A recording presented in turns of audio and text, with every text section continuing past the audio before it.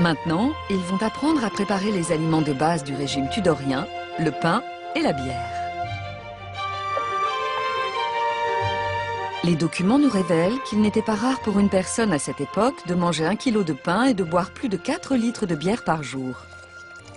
C'est impressionnant de voir la part que prenaient le pain et la bière dans le régime alimentaire. Oui. 80% de l'apport calorique de la population britannique provenait du pain et de la bière. Tout était basé sur les céréales.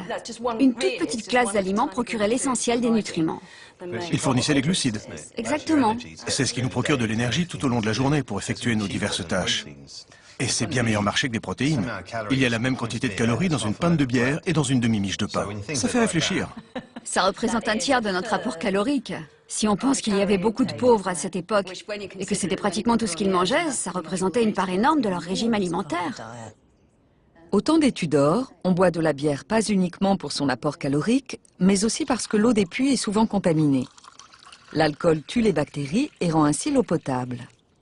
Si les diététiciens actuels se penchaient sur le régime alimentaire tudorien, ils diraient certainement qu'il manque juste un peu de vitamine C.